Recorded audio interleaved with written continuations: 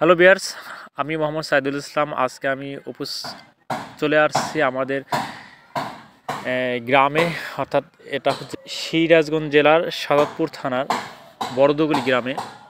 এইখানে মধু সংরক্ষণ করা হচ্ছে, সরিষা ক্ষেত থেকে বাণিজ্যিকভাবে মধু সংগ্রহণ করা হচ্ছে। ইনারা কিভাবে মধু সংরক্ষণ করে সেটা দেখব, এবং মধু রেট কত সেটা আমার এই ভিডিও থেকে জানতে পারবেন। তো চলুন যাই, তাদের সাথে একটু কথা বলি। আপনাদের হোম ডিস্ট্রিক্ট কোথায়? সাতক্ষীরা থেকে আসছেন?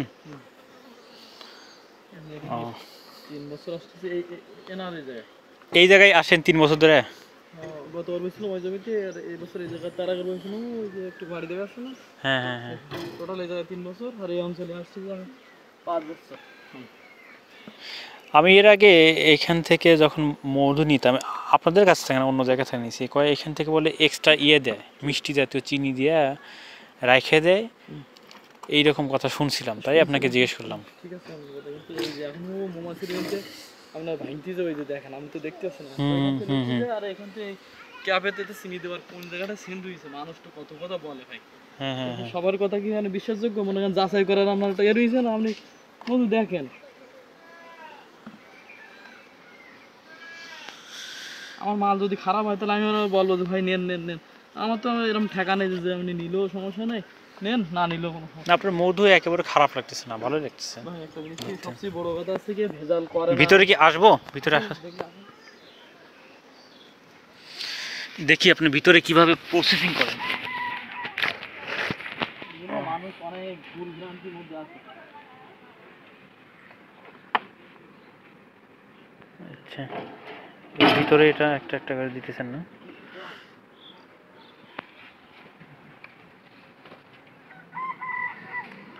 ওই পাশে তো মল মনে হয় না? মল সাফ করতেছেন না এগুলো আপনি? এগুলো সব মধু এই যে আটকে দিয়েছে, তো ওরা মধু এনে আটকে দিয়েছে। এটা না খুললে তো মধু বাইরে হবে না। এই যে কাঠি দিচ্ছে পরে বাইরে হবে। ও, মৌমাছি এত মৌমাছির বক্সের মধ্যে কোনো পায়খানা থাকে না, ওরা বাইরে পায়খানা হবে, কোনো মলটা থাকে না। পাক দেবো সব বাইরে পাক দেওয়ার জন্য মধু বের হয়।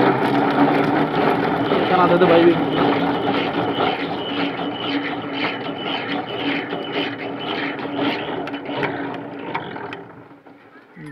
বের হয়ে গেছে মধু সব, না?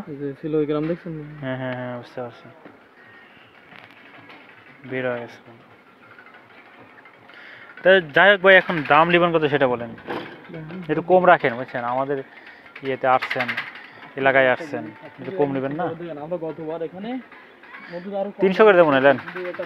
বাজারের সাথে সবকিছু না 300 করে দেই। হ্যাঁ, 300 করে দিলেন?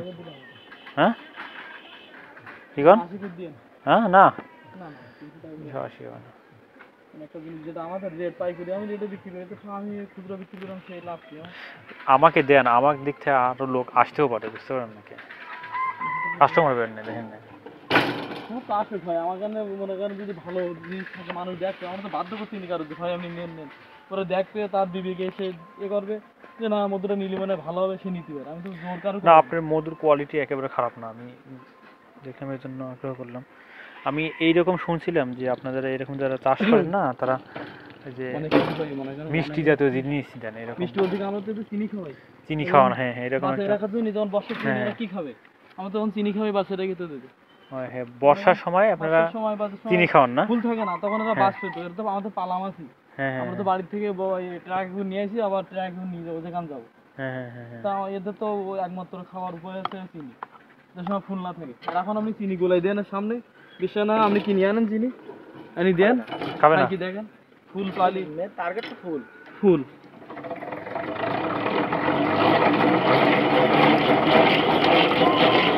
আমি ওই যে ওইখানে আছে কর্নার একটা দোকান আছে না, ওখানে ফাইন পাওয়া যায়, বোতল পাওয়া যায়, বোতল নিয়ে আসেন। বোতল বা যে চকলেটের যে বয়েমগুলো, ওইগুলো আছে, একটু সরে যান, ওইগুলোর মধ্যে নিলে আপনার হবে। আর একটা জিনিস জানা লাগবে কিন্তু ভাই, সরিষার মধ্যে একটা একটা ফুলের মধুর একটা একটা বৈশিষ্ট্য, এর মধ্যে কিন্তু নারকেল তেলের মতো জমতে পারে, জমবে। হ্যাঁ হ্যাঁ, সেটা আমি জানি, সরিষার তেলের মধ্যে জমবে না। না না না, প্রথমটা জমবে না, সরষা ফুলের মধু জমে আর অন্য কোনো মধু টান দিচ্ছি না, এটা কিন্তু জমবে না, জমবে অল্প, হালকা জমবে। কিছু জমলে কিছু জমবে না, আমি বললাম যে এটা চিনি ফাইল করি, না এটা আমি জানি, এটা আমি জানি। এই যে আপনি দেখতেছেন এখন মানুষের বিশ্বাস। তাহলে ভাই তাহলে রাখবেন না কতক্ষণ শেষ মাস বলেন? আপনি 50 করে দিলে আনজা 350 জানা আর কিছু বলেন না?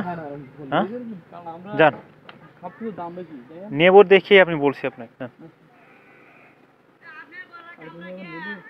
হ্যাঁ আর যদি কম হয়ে যায়, কারণ আমরা আপনি পাইকারি রেটে আপনি অরিজিনাল মধু নেবেন, আপনি 1 কেজি মধু কিনতে যান কত কেনা লাগে, কিন্তু আমরা তো সেই একই মধু, মনে করেন মধু যদি ল্যাব টেস্ট যে মধু সমস্যা হয় নিয়ে আসুন,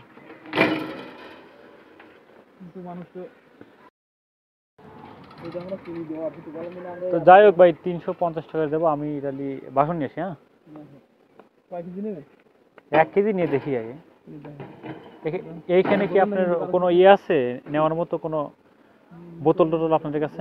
আমাদের কাছে কিছু নেই, ওই যে ওই দোকান আছে দেখেন,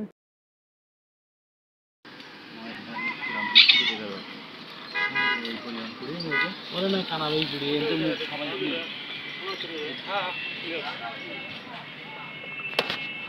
ওটা বাইর করে দিন তাইনি।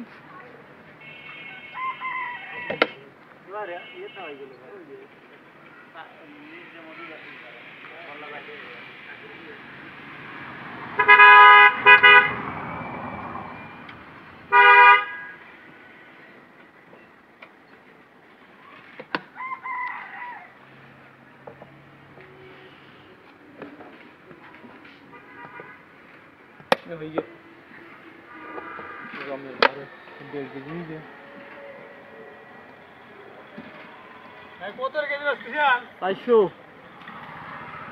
কত কইছে?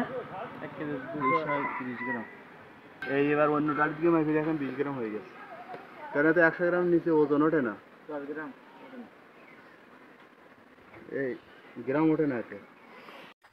350 টাকার এটা আমি এইখান থেকে খাঁটি সরিষার মধু ক্রয় করলাম।